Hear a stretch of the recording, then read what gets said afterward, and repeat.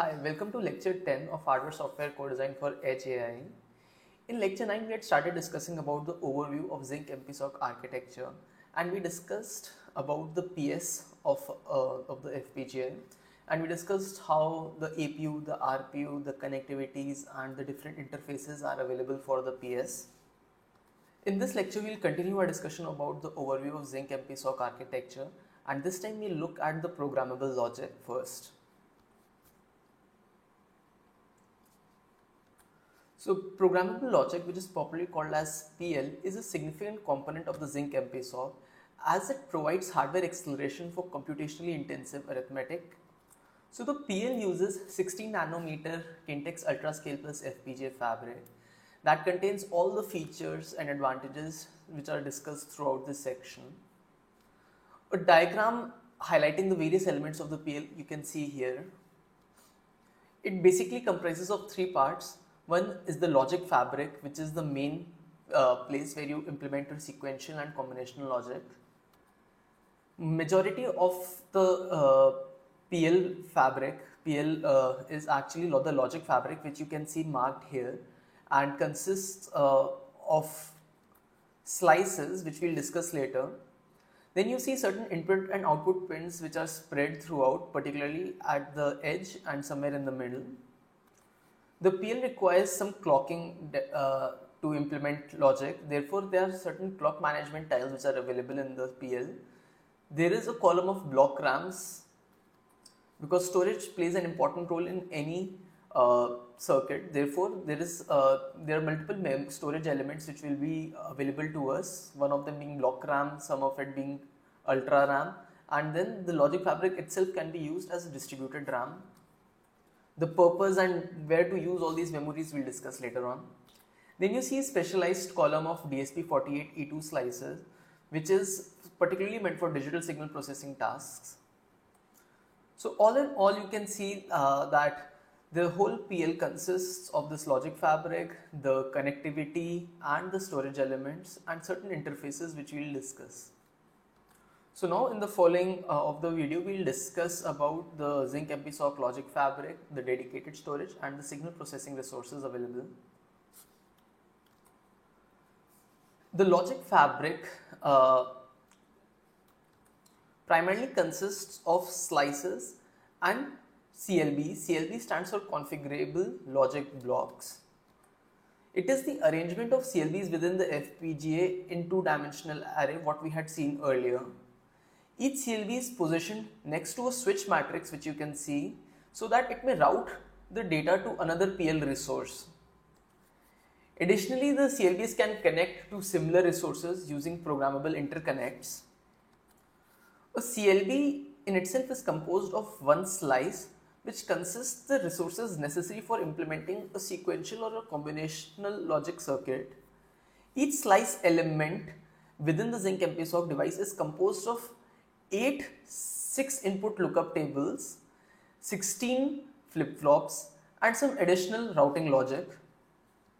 So the vertically adjacent configuration logic block, which you can imagine to be on top of this CLB, can be chained together to form large arithmetic circuits, and the use of Cin and Cout is meant for that purpose. This figure here illustrates the composition of a CLB and its constituent components. The UltraScale Plus CLB user guide provides further information on CLB resources within the FPGA logic fabric. Let's look at that guide once. So this is the name of the guide UG574, which is titled UltraScale Architecture Configurable Logic Block. It describes in detail about the overview, the previous generations, the device resources and the pinout planning, the functionality. So we can click any part and we can read about it further.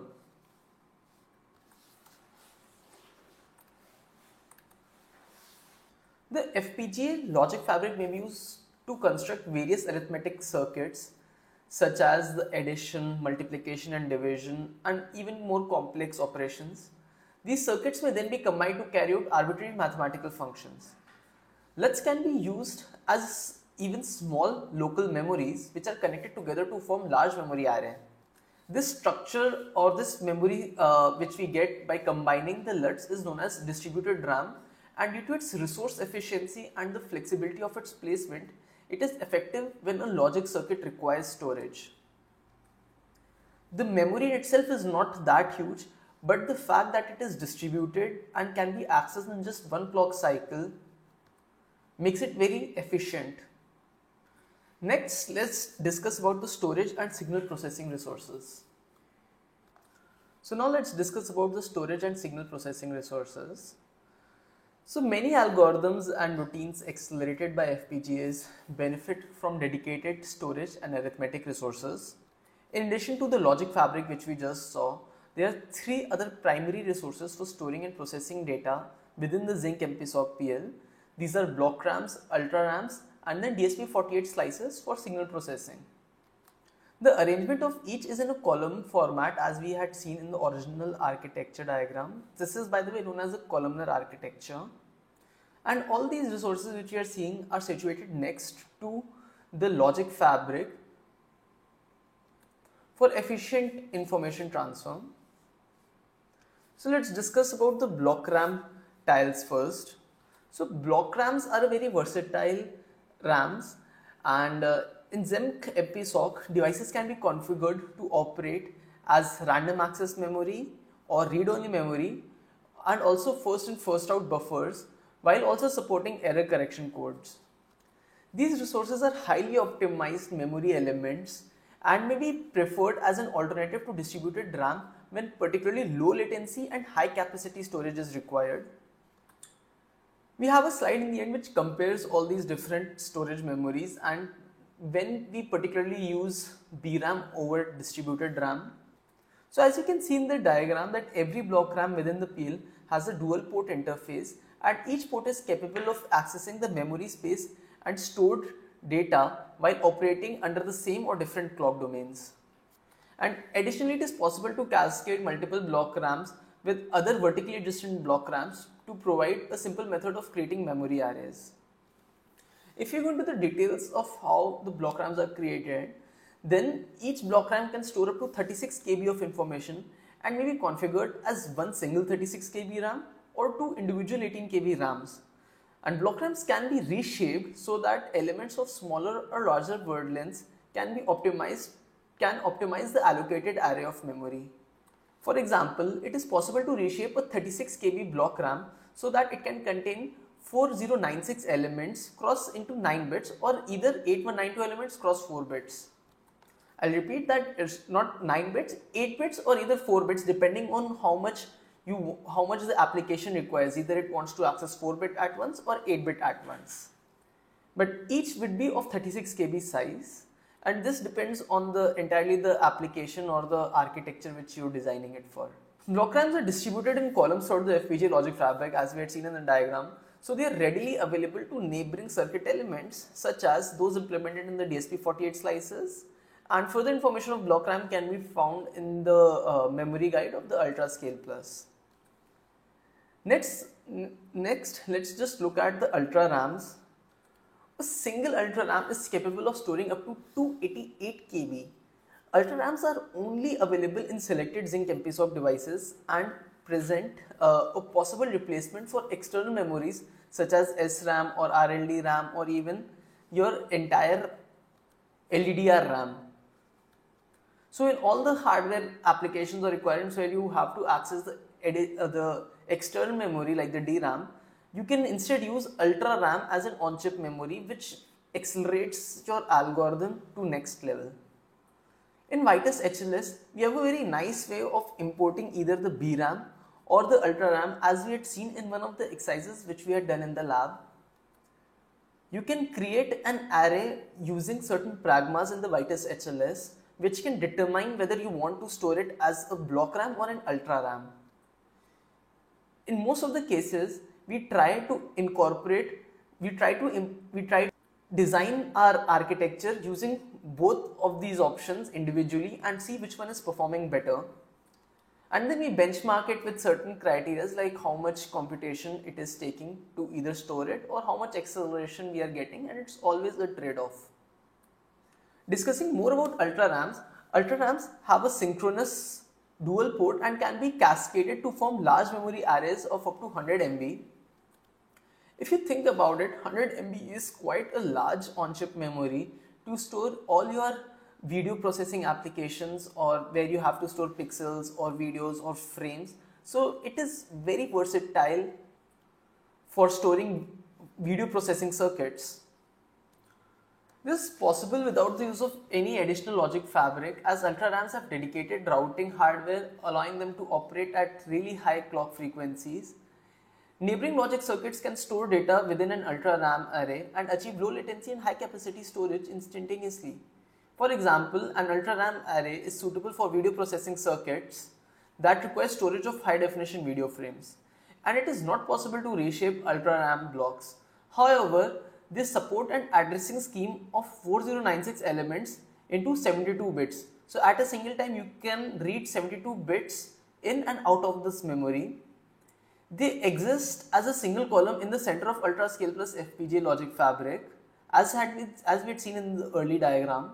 To reduce routing delays, neighboring resources which use UltraRAM should be placed nearby, and this you don't have to worry about as a designer. The software which you write it, or the HLS code where you're trying to invoke this memory, it automatically ensures that the logics which you are implementing to access the UltraRAM are placed next to that in the logic fabric. Now just quickly discuss about the different comparisons of the memories which we have seen. So AMD products contain different type of internal memories for different design needs. So distributed RAM uses LUTs for coefficient storage, the state machines and the small buffers. I've just pasted this image for more clear understanding that the distributed RAMs, which are from bits to kilobits, are low capacity and are used in shift registers, maintaining state machines or very small buffers. Higher capacity than that is block RAM, which is about tens of megabits, and it implements caching, buffering, and is useful for fast flexible data storage and buffering, and can also be implemented FIFOs can also be implemented using block RAMs. Then a higher capacity is what we call as UltraRAM, which is hundreds of megabits. UltraRAM is really high capacity with higher bandwidth related to the discrete memory solutions we had seen earlier, and it is used for deeper buffering, state statistics, video processing. And then finally we have the highest capacity, which is the external memory, which can go up to gigabits, and it's meant for large data storages. So anytime things are getting even beyond UltraRAM, you can get the memory, or if the video file is big, you can store it in the DRAM, and then the frames which you're trying to process it on, you can preload it into the UltraRAM for it to be ready to be processed by the logic elements. Here is the table which summarizes. So Versal Adaptive SoC is the latest offering. This is the newest version. We are discussing the UltraScale Plus architecture, where you can see that each distributed RAM size is of 64-bit, and together the capacity range which they form is from 1.2 MB to 48.3 MB depending on the family. The block RAM size is 36 KB and can be cascaded, like the complete column, if you take it, it can be made to form 5.3 MB to 94.5 MB. The UltraRAM size is single size is 288 KB, and when cascaded together it can go from 90 MB to up to 360 MB depending on the family. And there is one more memory which we are not discussing here, which is HBM stack size, which is again on chip, and it can range from 4 GB to 8 GB, and it acts like a stack for the entire FPGA. So this is one of the latest offerings which we are not discussing. One last thing which is remaining to discuss is the DSP48 slices. So arithmetic operations necessary for many signal processing applications benefit from the dedicated DSP resource to meet the timing constraints. Furthermore, designing large arithmetic circuits using the primitive logic elements such as the LUTs or flip-flops which we had seen earlier consume a great size in the logic fabric and placing a demand on an FPGA fabric resources. So instead of implementing the large arithmetic circuits on that, we prefer to do it on the dedicated DSP48 slices within the PL. And as we can see it in the architecture, the columnar architecture diagram, they are present in the columns. They are present in the columns within the PL and is a hardware multiplier that offers high speed, efficient signal processing. They are arranged in columns throughout the FPGA fabric, and to reduce routing delay to the neighboring logic circuits, the information from them horizontal is flowed from them to come as an input to these DSP48 slices. And additionally, one thing to note is that the each of these DSP48 slice is horizontally aligned with the block RAM, as you can see the green and this pink box here, which provides very efficient connectivity between the two resource types. It is possible to cascade multiple DSP48 slices if an arithmetic circuit requires greater wavelengths than a single 48 slice can provide. And cascading slices is possible through the use of cascaded and carry signals which are present throughout the DSP slice, as we had seen something like C-in and C-out coming from the CLB. More details about the DSP48 and how to actually run code on it, we'll discuss later. And our way of interacting with DSP48 slice would be through Vitis HLS C++ code. By giving a directive or a pragma, we can offload that particular algorithm to a DSP48 slice. Now let's discuss about the PL peripherals which are available in the Zinc MPSoC architecture, which includes our video codec unit, the general purpose input output pins, and some connectivity resources and the JTAG interface. Zinc MPSoC devices may include a set of dedicated silicon blocks, which are also known as hard IP blocks or integrated IP within the PL. There are currently 5 hard IP blocks, and these are PCI Express, Interlaken, 100G Ethernet, and Xilinx system monitor known as Sysmon, and video codec unit VCU. The PCI Express, Interlaken, and 100G Ethernet interfaces all operate within the PL and have many configurable parameters for controlling the connectivity to an external peripheral. The Sysmon block is present in the PL of all Zinc MPSoC devices, and this block enables the observation of the PL for issues related to safety, security, and its physical environment like the temperature. The Sysmon block uses on-chip power supply monitors and temperature sensors to record measurements and stores the recorded value in its local registers. And these may be accessed using the APB by the Zinc MPSoC processor and the platform management unit, which is known as PMU. Talking about the video codec unit, as we had seen in this diagram, the video codec unit is available inside the PL, particularly the PL of EV devices, and provides multi-standard video encoding and decoding. It has no direct connection to the PS and must be programmed directly using registers. The unit can support up to 8 video streams at the same time and can simultaneously undertake the task of encoding them, which is compressing, or decoding them, which is decompressing. And both of these are separate functions. The VCU supports high efficiency video coding, which is popularly known as HEVC HEVC H265 format, and advanced video coding AVC, which is H264 format. Additionally, the unit can also process high video resolutions which are of 4K or 2K dimensions, and further information about the VCU can be found in the technical reference manual. Next, we'll discuss about the general purpose input and output. The PL of the Zinc MPSoC consists of input and output blocks, which we saw, and for general purpose communication with the outside world, these blocks are used. They are collectively referred to as select IO resources and are arranged in banks or tiles of different lengths. Each IOB contains one pad for communicating with external component, and the total number of IOBs provided varies depending on the Zinc MPSoC device and the package. There are primarily 3 IO classifications to be aware of when designing system features external interfacing from the PL, and these are high range, high performance, and high density blocks. The high performance blocks operate on voltage from 1 to 1.8, and there are 52 pins per bank, and HP IO banks are suitable for designs requiring high speed communication with external components such as memory. The high range banks are capable of supporting a wide range of I/O standards, achieving voltages up to 3.3 volts. And the high density bank supports slower signaling standards, which are further described in a separate uh, document.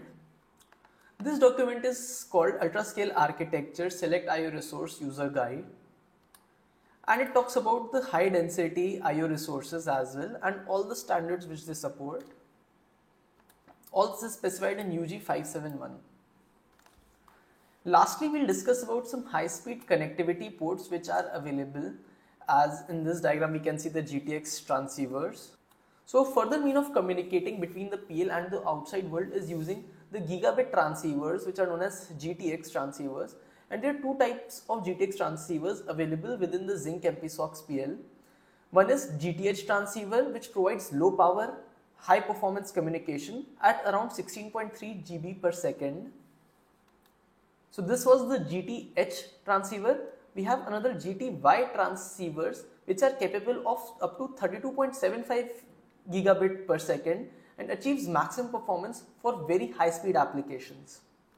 Like in autonomous cars, there are certain sensors which give a lot of data in 1 second, such as a 3D LiDAR sensor, and there are multiple of such sensors available in an autonomous car. So if we have to capture so much of data at once, we need to interface all of them with a really high speed connectivity transceiver, and we'll choose the GTY transceiver to achieve maximum performance for taking in this data and processing it. There is one more interface available particularly which is important for developers. This is known as the JTAG interface. JTAG stands for Joint Test Action Group, which are ports which are responsible for programming and debugging the Zinc MPSOC during the development stage. While debugging, the JTAG interface can be used to manage the flow of data to the device and communicate errors encountered within the PL and the PS to the user. Upon deploying the device in a commercial industrial environment, it is usually preferred to have more secure methods of programming the PL with a bit stream and encrypting it and monitoring the device rather than using the JTAG port, which is just available for the developers. This ends our discussion about the architecture overview of the PL, the programmable logic of the FPGA, the Zinc MPSOC. And next one part is remaining, which is the processing system and the programmable logic interface. Here we'll discuss about the ARM AMBA open standard and particularly the EXI protocol which is used to form the interface between the PS and the PL. And this would complete our discussion on the overview of the Zinc MPSOC architecture. Now we'll discuss about the processing system and the programmable logic interface. So significant appeal of the Zinc MPSOC is that it provides dedicated silicon processor in the PS, while the ability to hardware accelerate computationally intensive arithmetic tasks or algorithms in the PL. In other words, the Zinc MPSOC provides an environment for software and hardware co-processing or co-designing in a single chip. And communication of instructions and data between the PS and PL is achieved using dedicated hardware interfaces. So there are many different interfaces, different types of interfaces. However, the ARM AMBA open standard is the basis of most of the interfaces contained in the Zinc MPSOC. And in this part of the video, we will begin by examining the ARM AMBA specification and investigate the use of these interfaces in the Zinc MPSOC devices. And then subsequently, we will explore and introduce additional interface types. So ARM AMBA, which stands for Advanced Microcontroller Bus Architecture, is an open standard which is responsible for all the on-chip communications and management. It contains standards for the development of the multiprocessor designs that consists of large quantities of controllers and peripherals. Systems use these specifications primarily benefit from decreased hardware development time, and many devices, IP cores and blocks produced in industry and by the third-party manufacturers use some form of AMBA specification. No matter which industry you go to, there will always be some factor of AMBA coming in your work. So AMBA has 6 interfaces, extensions and buses defined within itself, and out of which we'll use 5 in the Zinc MPSOC. The first one and the most important one being the EXI or the Advanced Extensible Interface. Then we have an extension called the AXI coherency extension. Then we have the 3 bus protocols, which are advanced high performance bus, advanced peripheral bus, and advanced trace bus, AHB, APB, and ATB respectively. Let's proceed with the discussion about the AXI protocol, or the Advanced Extensible Interface. So the AXI bus is used in embedded systems to connect processing elements in IP blocks whilst providing high bandwidth and low latency communication. It is very suitable for interfacing with memory controllers and can flexibly implement architectures for connectivity over various mediums. The AXI protocol is currently in its 4th revision and is therefore popularly called as AXI 4 protocol. The Zinc MPSoC device uses AXI 4 within both the PS and PL. It also provides a means of communicating between the 2 sections of the devices.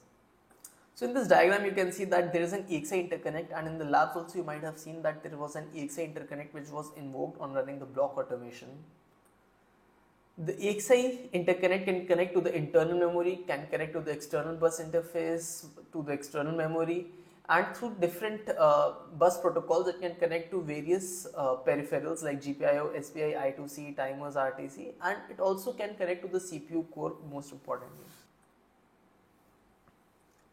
So this is a typical AXI read transaction, how AXI write transaction works.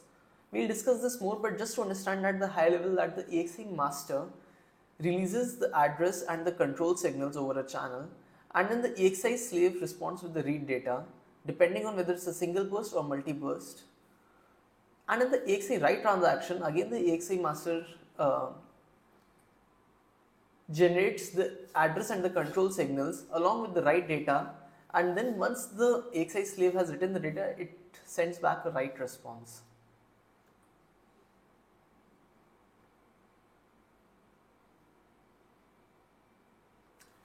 So there are 3 protocols linked to AXI, and each provides with different advantages and properties which benefit particular tasks. 2 of these are memory mapped, which refers to a protocol that issues an address together with the specified transaction, and the data is either stored or read from the memory using the given address, which can only be provided by the master. The memory mapped protocols support single beat or burst transfers. A single beat transfer is when one single instance of the data is transferred per transaction, and during a single beat transfer the master must initiate a transaction for each data beat, which results in additional latency. Maximum performance can be achieved using burst transfers, and this method of transferring data is when the slave receives the address from the master and access pattern, a pattern or formula that determines the subsequent address for the data that follows. Not only does this allow multiple data transfers to be carried out with one transaction, but also reduces the overhead and latency of the transfer. So there are 3 protocols which we have inside it: the AXI4 memory map, the AXI4 streaming, and the AXI4 lite. Continuing our discussion with AXI4, this protocol is for connections requiring memory mapped links between the processing elements and IP blocks. It is capable of single beat transfer and can perform burst transfers up to 256 data beats. There are 5 independent channels for AXI4: the read address, the read data, the write address, and the write data, and the write response. These are the 5 channels which we had seen in the previous diagram as well, and you can see in this diagram here as well. Each channel has a dedicated resource for communicating its data, and this protocol is suitable for transferring large quantities of information to/from the main memory. Then we have an AXI4 lite, which is a simple memory mapped link with reduced handshaking signals, resulting in lower resource allocation than the full AXI4. And due to this, single bit transfers are the only supported method of data transfer, and there are no burst transfers in AXI4 lite protocol. Therefore, this protocol is usually used for low bandwidth communication with control registers of IP blocks and processing elements, where you just have to send one single transaction over there. The AXI4 stream is the last one in this, and the AXI4 stream supports point-to-point data streaming. It provides burst transfers of an unrestricted/infinite size. No address channel is required, as this protocol should be used for a direct flow of data between source and destination within a device. This protocol is particularly useful for signal processing in video communications and networking applications.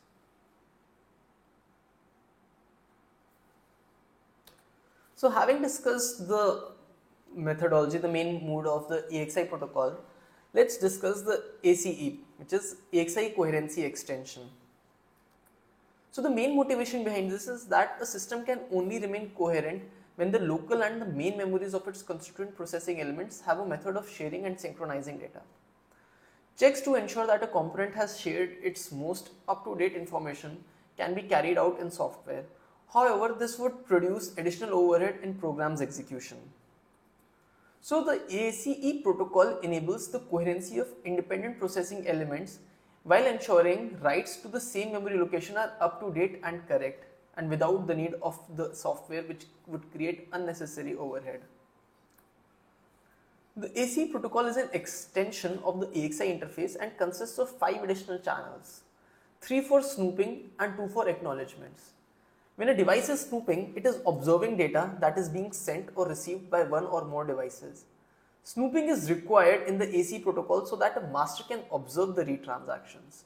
If the snooping master has the most up-to-date data at the address specified by the read transaction, it may provide the requesting master device with this data. Now let's discuss about the AHB protocol, or the Advanced High Performance Bus Protocol. The AHB consists of a single shared channel in which master and slave peripherals communicate information. The AHB, in contrast to AXI, which includes multi-channel bus with dedicated read and write response channels, the AHB just consists of a single shared channel. The AHB is for high bandwidth communication with other processing elements at a reduced cost of channel resources.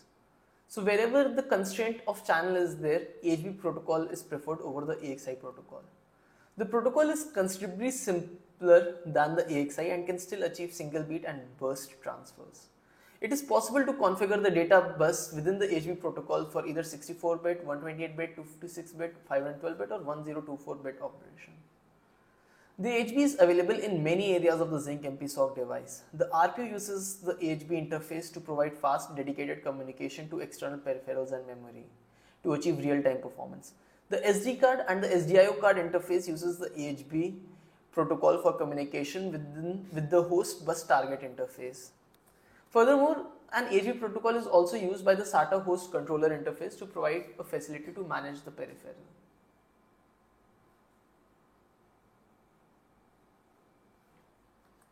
Now let's discuss about the APB protocol, or the Advanced Peripheral Bus Protocol.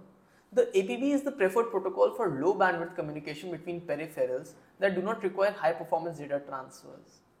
This bus type provides low resource utilization and reduced power consumption as compared to AXI. The interface is very straightforward and easy to use, as there are no handshaking signals between buses. The idea of using APB is very straightforward. Wherever there is low resources are required, like for the peripheral transfers, you don't need to invoke such a huge complex interface like the AXI. Due to its simpler nature, burst transfers are not allowed, as there is no means of negotiating data transfer parameters. There are 2 data channels, read and write, which are independent of one another. Since handshaking signals are not available, only one bus may transfer data at any point in time. The APB is present in every processing unit within the Zynq MPSoC PS and also in the PL for control of component registers. So now, since we've already understood about the basic AMBA open standard protocols and seen like they are used within the PS and within the PL for certain tasks, now is the time to understand that how the PS and PL interconnects and interfaces are formed using these protocols. The primary interface standard within the PL for transferring data between the IP blocks is AXI. It is possible to connect multiple AXI ports within the PL from various sources using an AXI interconnect. The AXI interconnect acts as a switch within the logic fabric so that the PL may route traffic from multiple sources to their target destinations. So all the IPs which you make inside the PL with its resizer IP, it is always preferred that we make it AXI compatible. The PS also contains several interconnects, some of which belong to the AXI standard, while others are another form of AMBA standard depending on that interface. When communicating between the PL and the PS, EXI provides support for high throughput, low latency data transfers. The EXI standard implements dedicated ports between the PS and PL. The EXI standard implements dedicated ports between the PS and PL, and in this figure, as we have seen, that the majority of these connections, and we are only showing the resources within the PS that connect directly to the PL. These are the CCI 400, which is the cache coherency interconnect, the APU. Inside APU, particularly, we are looking at the SU, which is the Snoop control unit.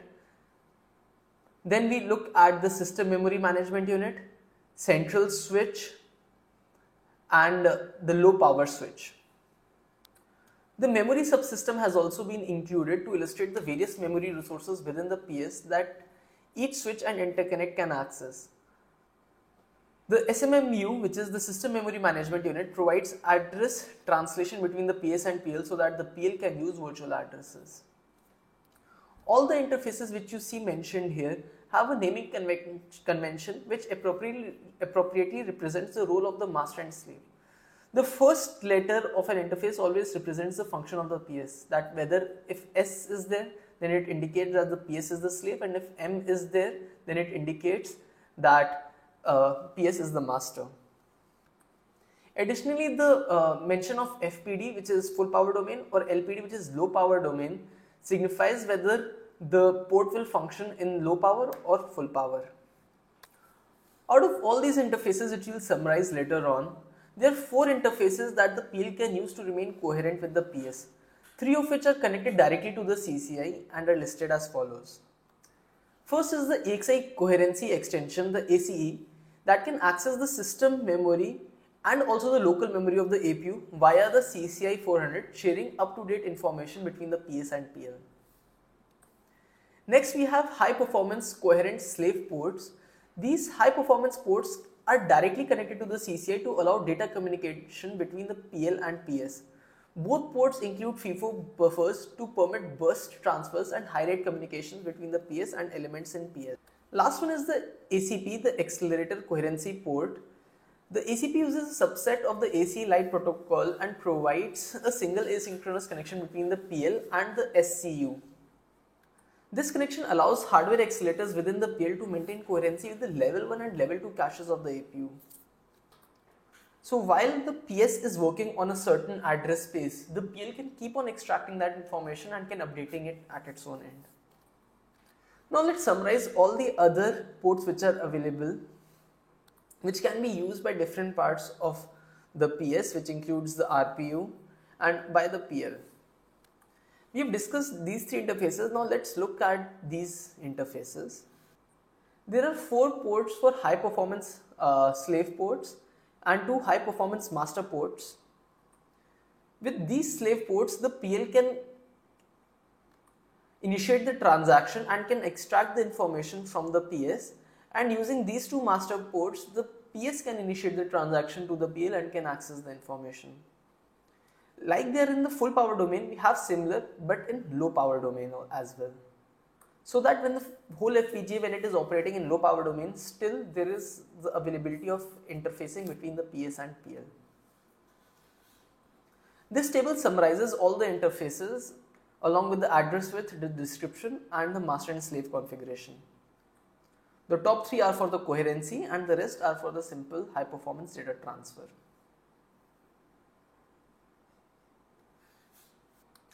One last thing remaining between the PS and PL interface is the EMIO interface. So as we know that we had seen in the PS, when we were studying the PS connectivity, we had seen that there were 26 pins bit banks into 3, which combined to form the 78 pins. These IO pins helped the IO peripherals available in the PS to connect with the outside world using the multiplexed input output.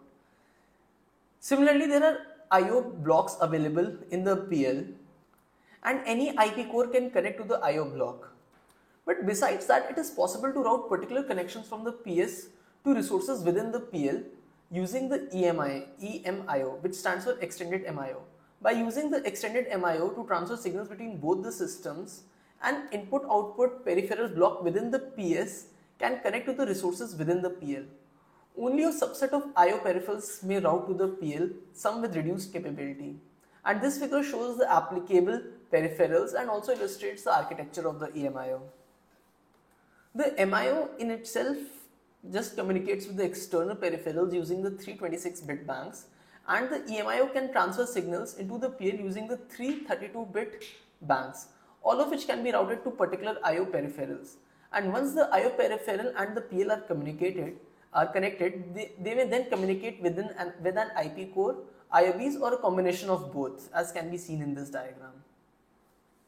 One interesting thing to note is that each bank is independent and EMIO does not support USB, NAND and QSPI. There is one last configuration security unit which we are not going to cover right now, but I am just introducing you the concept of configuration security unit. There are certain secure processor blocks and crypto interface blocks. While forming any application, we want it to be secure and only the encrypted information to go out, and only encrypted information which is meant for the particular FPGA to come in. For all the security needs, we use the configuration security unit. With this, we'll end this video. A quick summary of the last two lectures in which we discussed the overview of the Zinc MPSoC architecture. We started discussing the two main components, the PS and the PL. The CG, EG and EV device families were examined and compared in the starting, and the general architecture of the PS was explored, showing the cluster of the Cortex A53 processors, application processing cores and Cortex R5 real-time processing cores, which are grouped to provide high performance, low latency capabilities for embedded applications. In addition to this, we saw a basic introduction about the ARM Mali 400 GPU. In fact, I would like to open the slide while I'm revising. Yes, so this was the ARM Mali 400 GPU, which contained a geometry processor and two pixel processors, and it only implemented in the PS of EG and EV device families. We started this lecture with discussing about the PL. We looked at the CLBs, the storage and signal processing features which are available inside the PL. We had a discussion about the different memories which are available inside the FPGA, and we looked at the PL peripherals. And finally, in the last part, we discussed about the interface between the PS and PL, where we discussed about the AMBA open standard and the AXI protocol. With this understanding, you should have a good understanding of the processing elements and the features that combine to form the Zinc MPSoC architecture. That is it for this video. Thank you so much.